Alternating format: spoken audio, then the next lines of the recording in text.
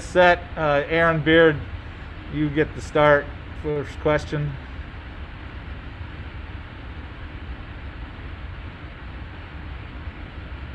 Coach, can you hear us okay? Yep, I'm ready to roll. Aaron, go ahead. Hey, Roy. I'm curious. You guys have youth at the backcourt in a key position when you're trying to run offense and set up shots.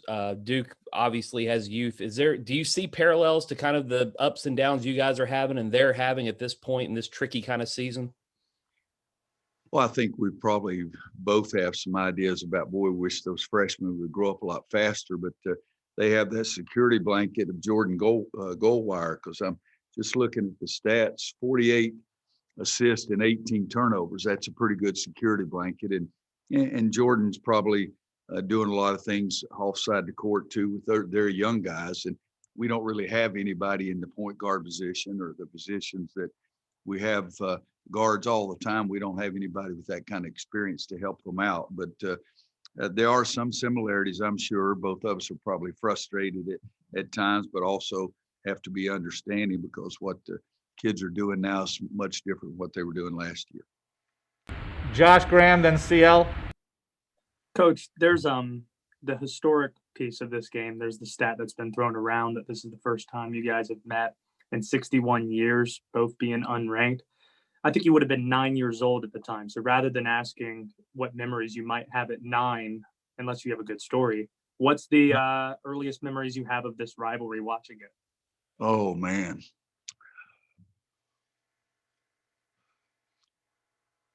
Probably junior, senior year in high school, which would have been, 67, 68. Because some of the old guys, I mean, I was so much more into baseball until the summer after my freshman year in high school. But I'd never seen an ACC game in person until I played in the preliminary my freshman year, playing on the freshman team. But I knew that Duke's success around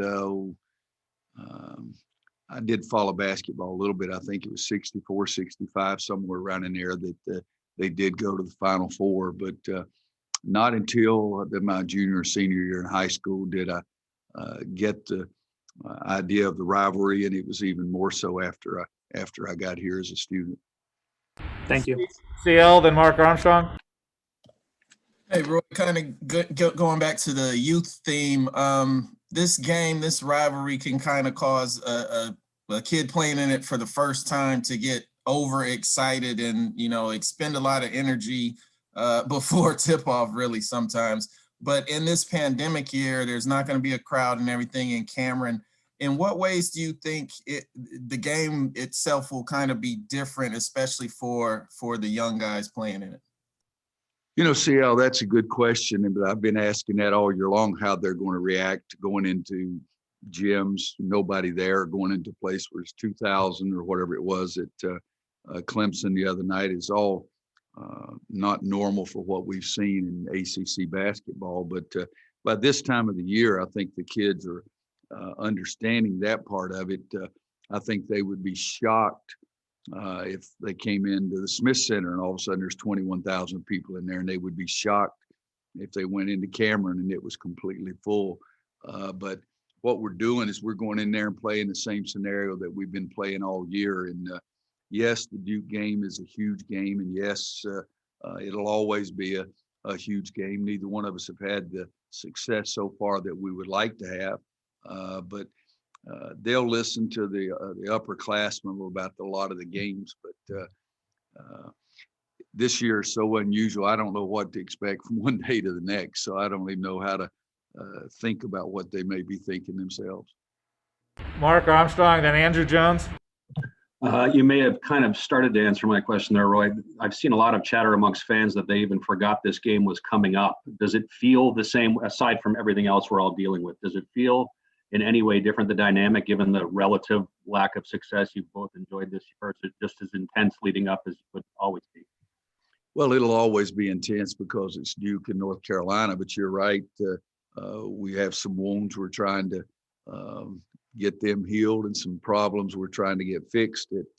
I don't want to speak for Mike's team, but I would assume that they have those same kind of feelings that we do, just trying to get better every day. And then all of a sudden, wow, we're getting ready to play Duke, and we're nowhere near where we want to be. I know that part of it for sure, but it's such a different world that we live in. But also, I'm very happy about the fact that it's a different world for me as a coach to understand what the kids are going through every single day. It's different. It's hard trying to figure out what those kids are feeling, and with mom and dad and the people around them and what they're experiencing. I've never had a scenario like we have right now. With truthfully 7 of our top 10 players are freshmen, or 7 of 11, 7 or 10, sometimes either one of those. And so for me as a coach, it's been a learning experience, but it's also been a hard learning experience. But it's been that every single day and every single game. Andrew, then Brendan.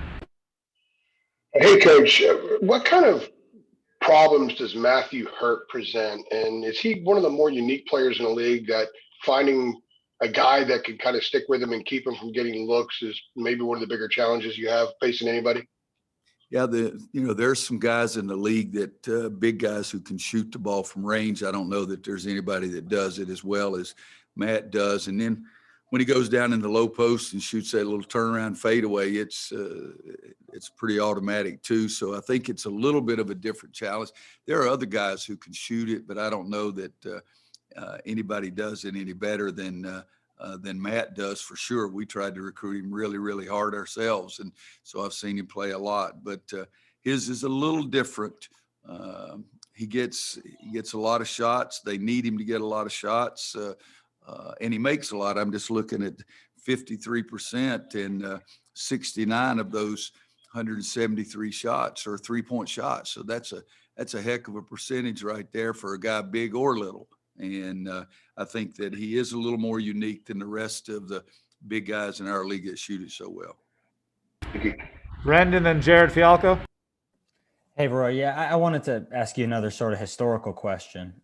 When you think back on the history of the rivalry, the games you've watched and obviously been a part of, what is it that sets certain ones apart? Is it the stakes? Is it the teams? Is it the endings? But in your opinion, what sort of makes for the best UNC Duke games that you've experienced? Oh, boy, that's an unusual question for me. I think that you're always going to have the big game attitude and the spectacle and the pageantry around it that is taken away with no fans in the stands. If I had to pick one, I would think when the stakes are the highest. Those are the games that I remember the most. It's the last game of the year for a conference championship, or the who's going to get a number 1 seed, or what it is. And these games are usually in the second half of the season. There's not one that we don't normally play Duke, the first conference game or anything like that, when you're not too sure about your team. So I would think that the most special ones to me are either one of two things. It's where the stakes are really, really high, or it's senior day for us here. And for me, the way I feel about our seniors typically, I think those are the ones that usually are the most memorable for me. Thank you. Jared Fialco, then Greg Barnes. To follow up on that, Roy, this is a series that is marked by these indelible moments in time that are never forgotten. When you think of the series, is there a specific image or a specific emotion that comes to your mind? Oh, no, I don't know that I could pick one. There are a lot of emotions, Tyler Hansbrough walking off the court bleeding like that. Danny Green with the big dunk over at their place. The negative side, Austin Rivers making that 3 in our building. Going over there with Marcus Page and Bryce Johnson and winning the conference regular season and beating them on their senior day. There's a lot of those memories. Last year's game, I've tried to erase them because they're all so many negative memories with last year's game, and I'm afraid that it may last longer than the rest of them forever. Greg and Davis.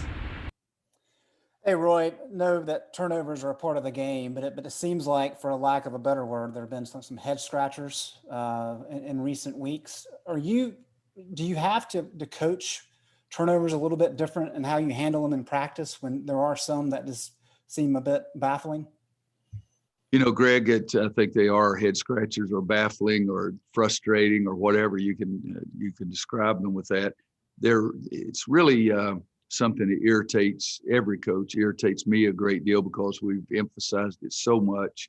And we thought we were making strides, and we finally got more assists, and we had turnovers, which we've never had a team that had the problem of getting there. And then all of a sudden we turn around and go south immediately against Clemson again. So it's a frustrating thing. It's it definitely, for sure, something I haven't been able to find the answers to, or I would have already figured it out, and I would have already changed, excuse me.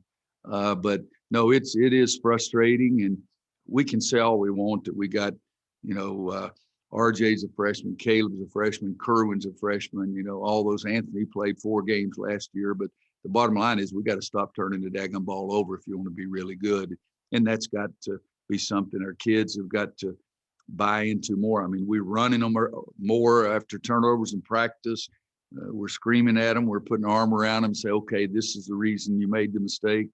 And so far, I haven't found the right way to cure it. Davis, then Ross. Hey, Coach, you said anytime you win a big game on the road that you're stealing their brownies. I was just wondering, where did that phrase come from? Wow. I have no idea. I just started thinking about it, or started saying something about it just in a joking manner 100 years ago. And that's when I was at Kansas, that we wanted to really be a good team on the road. And it was silly, and it's still silly, but I really don't have any idea. I think I don't have many original ideas, and the ones I do are usually bad. So that probably fits into that category. Ross, then Adam Smith. Hey, Coach, hopefully asking this near the end of the press conference, but after the Clemson game, you mentioned Clemson was not a sloopy dog. Could you kind of explain that reference and what you meant by that? I just meant it's not a team. It's a bad basketball team. It had nothing to do with Snoop Dogg. I may have said Snoopy Doll, and you thought I said dog. I have no idea. It was just I get frustrated sometimes that we don't give the other team credit. And, we're not playing. I'm looking at 5, 10, 15, 16, 17 pictures up there. What it means is we're not playing U17 guys. We were playing a basketball team that's very good, particularly on the defensive end of the floor. If we were playing 17 faces, we're looking at a pair, I wouldn't be talking about that because we'd beat the hell out of you guys. Adam Smith and Alyssa.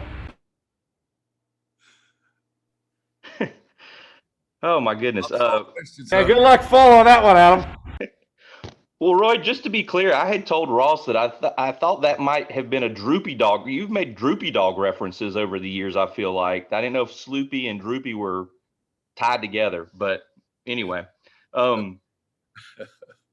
What you mentioned earlier that it has almost become normal, not normal, but you've almost become used to playing in places that are empty or limited capacity. Is at Cameron, when that place is full, because it's so compacted and tight, do you have to yell the most there to get your point across when it's a normal season and things are pretty wild there? And also, do you think that when you go there Saturday, that just the fact that that it will be empty, do you think that would be the weirdest of the situations that you've played in this year, of just the empty buildings? I don't know that it'll be any more weird than any of the other places, because it's just weird, unusual, whatever terminology you want to use. But it's something that by now you've almost become used to, so it's not as weird anymore. But no, I think their crowd is fantastic. It is a smaller place. The sound in there is really difficult. It makes it difficult for you to communicate with your team. Whether I yell louder or more often, usually it's dictated by how good they are and how well we're playing. But that is a place that it is harder to communicate with your guys. It's just like I hope the Smith Center is hard to communicate when the other team's trying to communicate with their players. But it's I don't think really, guys, I mean, when I walk out on the court, when I walk through the tunnel, when I walk out there on Saturday, I notice that there's nobody there. Then when the game starts, I'm really not that concerned about who's there, who's not there. I mean, I'm trying to focus on what's going on the court. And Yes, they can hear me easier most of the time. Most, not perfect for sure.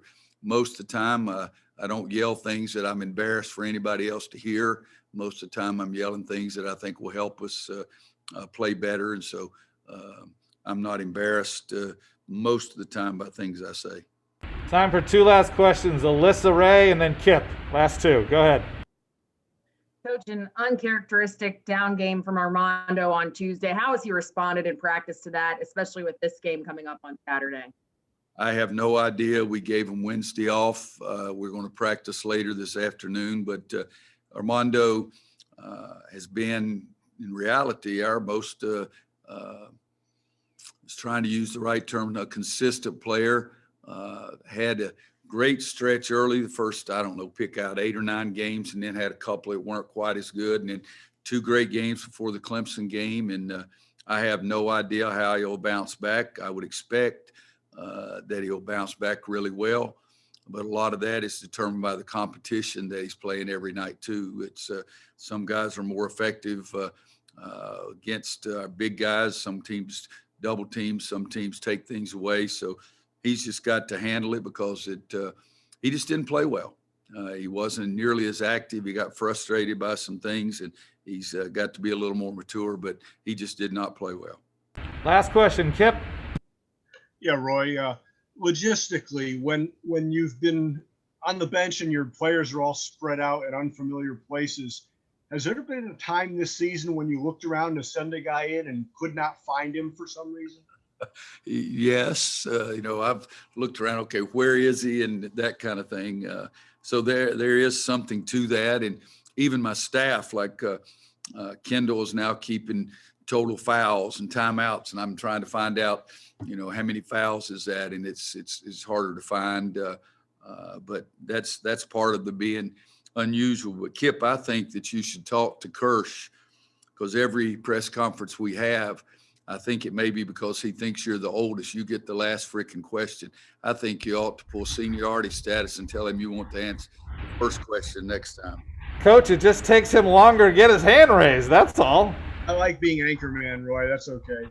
All right. Thanks, everybody. Remember Coach Brown at 12 and then Armando today at 2 p.m.